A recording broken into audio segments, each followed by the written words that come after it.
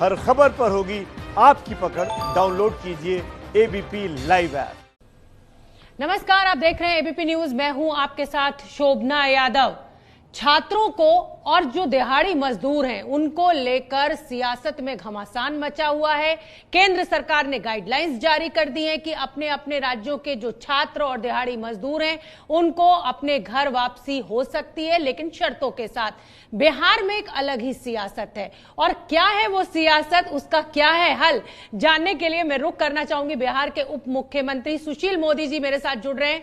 सुशील मोदी जी, बहुत बहुत स्वागत। मैं समझ सकती हूं कि इस समय कोरोना काल है, आप बहुत व्यस्त होंगे, हमारे लिए आपने समय निकाला है। लेकिन मेरा सवाल आपसे यही है कि जब योगी सरकार ने कोटा से अपने छात्रों को बुलाया तो आपने कहा कि कोरोना काल है, मोदी जी ने कहा है लॉकडाउन का पालन करना है, कोई कहीं नहीं जाएगा, सब अपनी अपनी जगह रहें। अब आप ही की पार्टी की सरकार है केंद्र में, उन्होंने गाइडलाइंस जारी कर दी कि आप श्रमिकों को और छात्रों को वापस ला सकते हैं, तो आप कह रहे हैं कि संसाधन नहीं है। कैसे सरकार चलेगी सर? ये किसने कहा कि संसाधन नहीं है? देखिए, कुछ मीडिया हर बात को तोड़ मरोड़ कर पेश करता है। मैंने कभी नहीं कहा कि संसाधन नहीं है। मैंने ये कहा कि बसों से लाना संभव नहीं है। न तो राज्य सरकारों के पास इतनी बसें हैं, चाहे वो गुजरात की सरकार हो, यूपी की सरकार हो, बिहार की सरकार हो या महाराष्ट्र की सरकार हो। इसलिए मैंने ये कहा कि ट्रेनों से ही बुलाया जाना संभव हो सकेगा, और दूरी इतनी ज्यादा है कि कोई व्यक्ति सूरत से बस में बैठ कर कैसे आएगा, या चेन्नई से कैसे आएगा, बेंगलोर से कैसे आएगा। तो कभी भी बिहार सरकार ने, मैंने नहीं कहा कि संसाधनों की कमी है, लेकिन कुछ चैनल्स जानबूझकर तोड़ मरोड़ कर बदनाम करने के लिए और इस प्रकार का प्रचारित कर दिया कि बिहार सरकार ने कहा कि संसाधन नहीं है। मेरा एक बाइट दिखा दीजिए, मैंने बोला कुछ और हेडिंग लगा दिया कुछ। ट्वीट कर इसे देखिए, कभी बिहार सरकार ने ये नहीं कहा। तेजस्वी जी तो कह रहे हैं कि हमसे बसें ले लीजिए, 2000 बसें हैं हमारे पास, वो पटना भेजने को भी तैयार हैं। देखिए, अब तो जब केंद्र की सरकार ने ट्रेन चलाने का निर्णय ले लिया, और देखिए व्यवहारिक बात यह है कि बसों से बनारस से कोई आ सकता है, गाजीपुर से आ सकता है, गोरखपुर से आ सकता है, लेकिन आप ही बताइए क्या चेन्नई से, मुंबई से, सूरत से कोई व्यक्ति बस में बैठकर आ सकता है क्या? तो इसलिए व्यवहारिक बात थी, इसलिए हम लोगों ने यह मांग किया कि हमारे जो अधिकांश श्रमिक हैं वो नजदीक में नहीं है, वो दूर दराज के इलाकों में है। वो पूर्वी उत्तर प्रदेश में बहुत नाम मात्र के श्रमिक होंगे। हमारे अधिकांश जो हमारे प्रवासी मजदूर हैं वो दूर दराज के इलाकों में है और उन इलाकों से बसों से लाना संभव नहीं है। और मैं धन्यवाद देना चाहूंगा प्रधानमंत्री जी को और गृह मंत्री जी को, जो प्रोएक्टिव होकर काम कर रहे हैं। और जैसे ही उन्होंने स्थिति देखी कि जब लॉकडाउन को शिथिल किया जा रहा है और बसों से लाना संभव नहीं होगा, तो फिर उन्होंने रेल की अनुमति प्रदान की है। और मुझे खुशी है कि अब रेल से आना प्रारंभ हो गया है, और जयपुर से ट्रेन आज रात को खुल रही है, जो कल बिहार के जी सुशील जी, ठीक है, ट्रेनों की इजाजत मिल गई है। 12 बजे दिन में जयपुर से एक ट्रेन चल रही है आज रात को, जो कल पटना पहुंच रही है। हाँ, लेकिन बिहार की इस तरह की छवि क्यों बन गई है सभी नेताओं के सामने? आम आदमी पार्टी के संजय सिंह कह रहे हैं हम मदद करने को तैयार हैं। खुद आपकी पार्टी के कई नेता काफी दिनों से ये डिमांड कर रहे थे कि छात्रों को लाना चाहिए, छात्र और श्रमिक जो हैं उनको वापस आना चाहिए। फिर ये ओपिनियन डिफरेंस क्यों था? नीतीश कुमार कह रहे थे कि नहीं, बिल्कुल नहीं लाना चाहिए। तो क्या कम्युनिकेशन गैप है उप मुख्यमंत्री और मुख्यमंत्री के बीच में, या आपकी पार्टी के नेताओं और मुख्यमंत्री नीतीश कुमार के बीच में? देखिए, कोई कम्युनिकेशन गैप नहीं है। नीतीश जी ने कब कहा कि नहीं लाया जाना चाहिए? उन्होंने तो केवल ये कहा कि भारत सरकार का जो एमएचए का गाइडलाइन है उसके अंदर नहीं। देखिए, मैं फिर स्पष्ट कर दूं, कभी नीतीश कुमार ने बाहर से लाने का विरोध नहीं किया है। उन्होंने प्रधानमंत्री जी के भी सामने एक मुद्दा उठाया कि एमएचए की गाइडलाइन के अंदर लिखा हुआ है कि इंटर स्टेट माइग्रेशन नहीं होगा, अंतर राज्य लोगों को लाया जाना ये उसका लॉकडाउन का पालन का उसका विपरीत होगा। ये मुख्यमंत्री जी ने उठाया, और मुझे खुशी है कि बिहार के मुख्यमंत्री जी को उठाने के बाद आदरणीय प्रधानमंत्री जी ने एमएचए के गाइडलाइन में आवश्यक संशोधन कर दिया।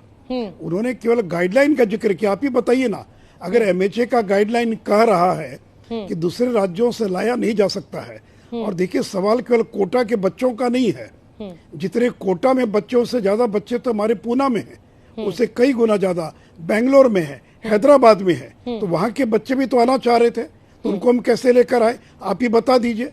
और आज इसलिए देखिए ये विषय कोटा और नो कोटा नहीं है।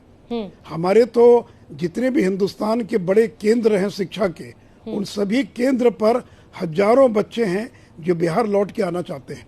तो केवल एक कोटा ही क्यों, सुशील जी, बेंगलोर क्या से आपकी क्यों नहीं आएंगे, जानकारी पूना में से है? क्यों नहीं आएंगे, और केवल बच्चे ही क्यों आएंगे? और नहीं एक मिनट, कि केवल बच्चे ही क्यों आएंगे, श्रमिक क्यों नहीं आएंगे? बेचारा गरीब है इसलिए वो नहीं आएगा। तो इसलिए देखिए चाहे लेबर हो या टूरिस्ट हो या योगी छात्र हो, सरकार 15 दिन पहले बुला चुकी है, अपने बच्चों को, अपने श्रमिकों को बुला रही है, तो इतना विलंब क्यों जब आप इतना कंसर्न है अपने छात्रों से, अपने श्रमिकों से? कहाँ विलंब हुआ है? भारत सरकार ने जब छूट दी है तो बच्चे आ रहे हैं, श्रमिक आ रहे हैं। आप ही बताइए ना कि भारत सरकार ने छूट दी थी क्या इसके पहले? अगर भारत सरकार ने, हाँ सुशील जी, मैं आपको एक उदाहरण देना चाहूंगी। मैं क्योंकि कोटा के बच्चों से भी मेरी बातचीत हो रही थी, बहुत सारे बच्चे जब योगी सरकार ने अपनी बसें भेजकर बच्चों को बुला लिया, मध्य प्रदेश सरकार ने अपने बच्चों को बुला लिया, तो जो बिहार के बच्चे थे उनका कहना था कि काश हमारे मुख्यमंत्री योगी जी जैसे होते। और तो और मुख्यमंत्री योगी आदित्यनाथ ने उन छात्रों के साथ संवाद भी बनाया। ऐसे में कहीं ना कहीं क्या आपको नहीं लग रहा है कि जो यूथ है, और अब अक्टूबर में चुनाव है, उनको अपना वोट देना है, क्योंकि जो बच्चे इंजीनियरिंग की तैयारी कर रहे हैं वो 18+ हैं, तो कहीं ना कहीं कुछ कमी रह गई है, कुछ चूक हो गई है, बच्चे नाराज हैं आपसे? देखिए आप वोट की चिंता मत कीजिए, थोक भाव से वोट मिलेगा हम लोगों को। और हम केवल कोटा की चिंता नहीं करते हैं, बेंगलोर की भी चिंता करते हैं, हैदराबाद की भी चिंता करते हैं। हाँ। और वो जो बिहारी गरीब मजदूर है, और आपको बता दे बिहार पहला राज्य है जिसने अभी तक 18 लाख से ज्यादा मजदूरों के खाते में 1-1 हजार रुपया भेजने का काम किया है। हम लोगों ने पहल की, और आज दिल्ली में रहने वाले बिहारी मजदूर 5 लाख लोगों के खाते में और 1-1 हजार रुपया हम लोगों ने भेजने का काम किया है। तो इसलिए देखिए बिहार ने पूरी चिंता की, लेकिन जब तक लॉकडाउन के नियमों को शिथिल न किया जाए, अब कोई राज्य कैसे किया, क्या किया? देखिए बहुत सारे कोटा के नजदीक के राज्य थे, लेकिन मुझे बताइए बंगाल के बच्चे आए क्या? बंगाल के बच्चे तो कल आए हैं, उड़ीसा के बच्चे कब आए? तो देखिए जो नजदीक के राज्य हैं वहां आना जाना आसान रहा होगा, लेकिन कोटा के बगल में तो झांसी है, उत्तर प्रदेश की सीमा तो लगी है, मध्य प्रदेश की सीमा लगी है, लेकिन क्या बिहार की सीमा लगी है क्या? और कहाँ कोटा कहाँ पटना, कम से कम 1000 किलोमीटर की दूरी होगी। कहाँ महाराष्ट्र के बच्चे तो कल आए हैं, कहाँ महाराष्ट्र के बच्चे कोटा से पहुंचे? जर्नी है सुशील जी। देखिए आप लोग केवल कोटा कोटा चिल्लाते हैं केवल। हाँ। नहीं ओवरराइट नहीं है, तब आपको पता ही नहीं है ना। क्यों 300 किलोमीटर 4 से 5 घंटे लगता है। 300 किलोमीटर 4 से 5 घंटे लगते हैं। लॉकडाउन के चलते सड़कें खाली हैं। अगर 1000 किलोमीटर है तो सर 12 घंटे में पहुंच जाएंगे बच्चे अपने घर। भाई आप कोटा पर इतनी केंद्रित क्यों होगी? मैं कोटा पे केंद्रित नहीं हूं सर, मैं छात्रों पे केंद्रित हूं। क्या बेंगलोर में नहीं तो मुझे बताइए ना, मुझे बताइए ना कि बेंगलोर में जो बच्चे फंसे हुए हैं और जिनका टेलीफोन आ रहा था, आपके चैनल ने क्यों नहीं दिखाया बेंगलोर का मामला? पूना के हजारों फोन आए बच्चों के कि हम लोग लौट के आना चाहते हैं, आपने पूना को क्यों नहीं दिखाया? सुशील जी कहीं केवल सवाल कोटा का नहीं है, ठीक है, जो हजारों बच्चे मेरा अगर आगे बढ़िए कोटा से हो गया, ठीक है, मैं वही कह रही हूँ, मैं वही कह रही हूँ। नहीं ठीक है, बिल्कुल मैं आगे बढ़ रही हूँ, मैं आगे बढ़ रही हूँ। कहीं ऐसा तो नहीं है कि आपकी सरकार को ये एहसास है कि जो परिस्थिति बिहार में स्वास्थ्य सेवाओं की है, जहानाबाद का मैं जिक्र आपके सामने इसलिए कर रही हूँ कि आप जानते हैं वो एकदम ताजा नया मामला है एम्बुलेंस का, किसके चलते किस तरह से बच्चे की मौत हुई। क्या ये डर तो नहीं था कि कहीं ऐसा ना हो कि बाहर से हम और लोगों को ले आए और हमारी स्वास्थ्य सेवाएं तो पहले से जर्जर है और हम संभाल नहीं पाएंगे? देखिए ये घटना तो हिंदुस्तान के किसी राज्य में हो सकती है, बिहार तो छोड़ दीजिए, बिहार तो गरीब और पिछड़ा राज्य है। ऐसी घटनाएं जो आप जिसका जिक्र कर रही हैं वो आए दिन महाराष्ट्र से लेकर गुजरात से लेकर कहीं भी हो सकती हैं। कोई चूक हो गई, कोई कमी हो गई, वो कोई मानक नहीं है ना, कोई मापदंड नहीं ना है। तो इसलिए देखिए आप उस एक घटना से और 12 करोड़ के पूरे बिहार की छवि मत खराब कीजिए। कोई एक घटना कहीं भी हो सकता है, इतना बड़ा देश है, इतना बड़ा राज्य है, तो इसलिए कोई एक घटना से आप किसी राज्य की छवि मत बनाइए और उसके बारे में कोई इमेज बनाने की आवश्यकता नहीं है। एक घटना से नहीं, आप भी जानते हैं चमकी बुखार से भी किस तरह बच्चे मरे थे, वो भी उदाहरण आपके सामने है। मैं किसी एक घटना से इस बात का जिक्र नहीं कर रही हूं, लेकिन मैं आपसे ये समझना चाहूंगी कि बिहार जब कोरोना फैलना शुरू हुआ तो बहुत अच्छी स्थिति में था, लेकिन अचानक मामले बहुत तेजी से बढ़ने लगे। क्या वजह है? क्या मतलब क्या कमी रह गई?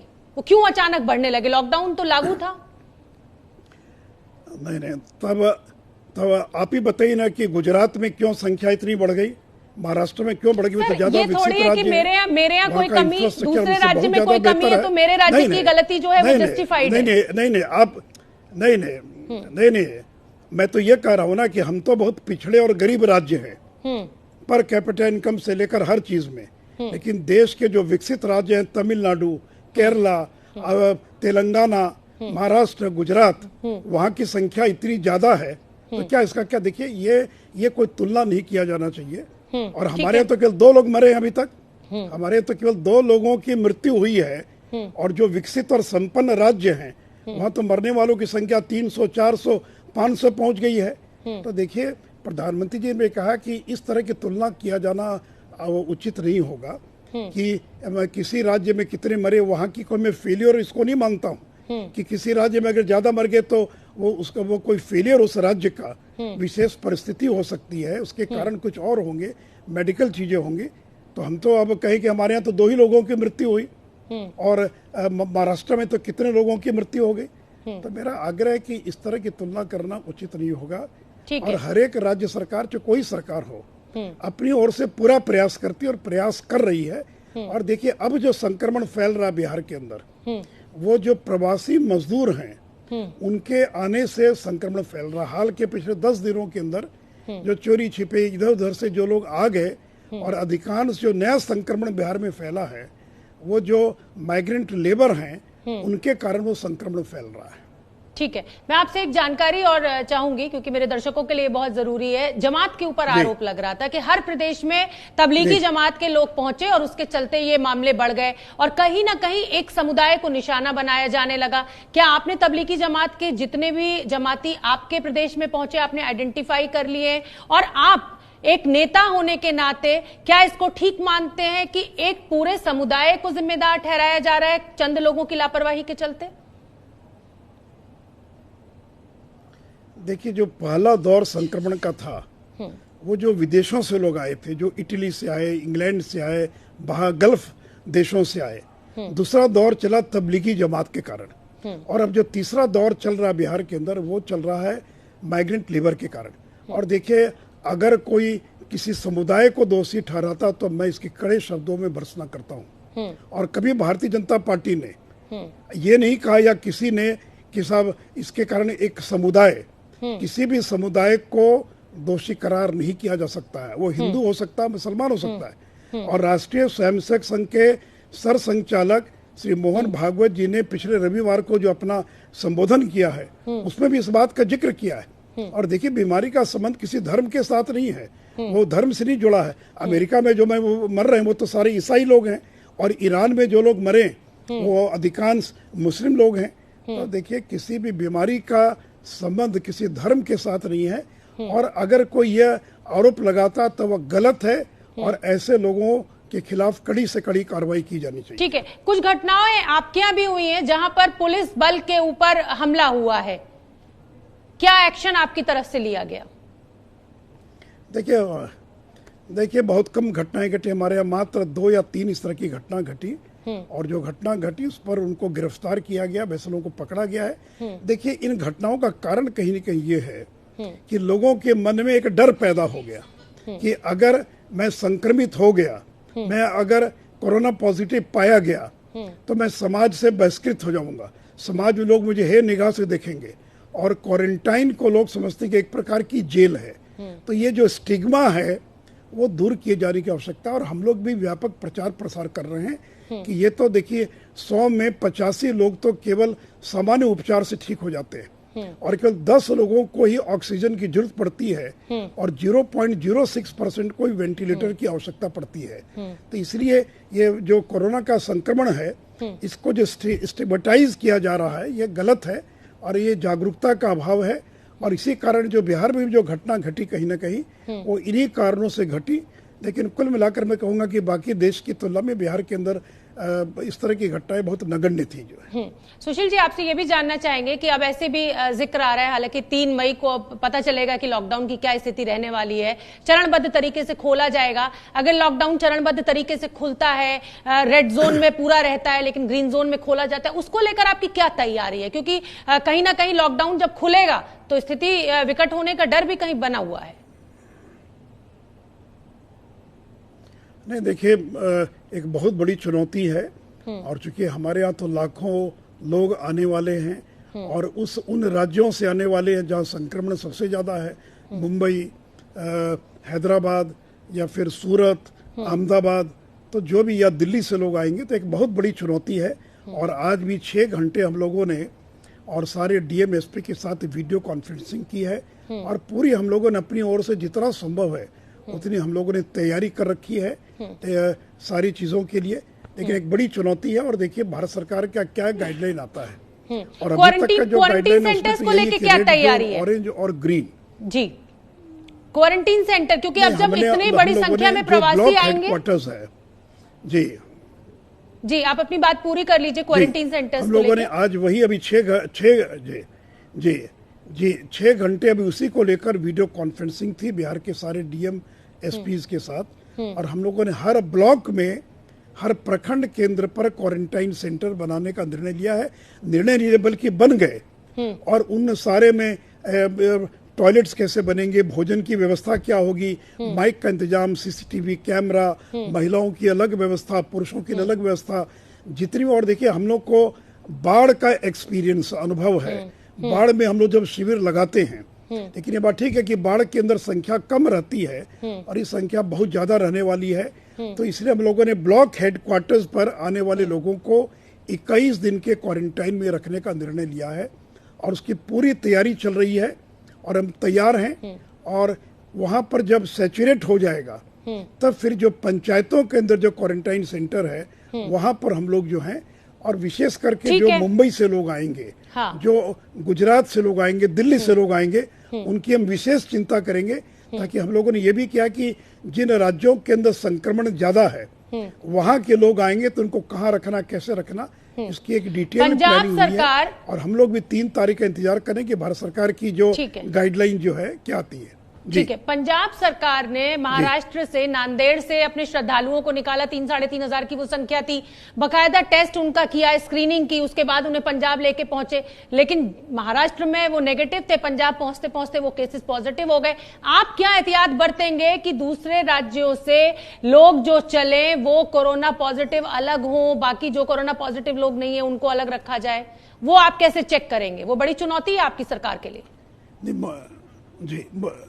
जी, मुझे तो ये बताया गया कि नांदेड़ से जो लोग चले उनको बिना स्क्रीनिंग किए बसों के अंदर बैठा दिया गया।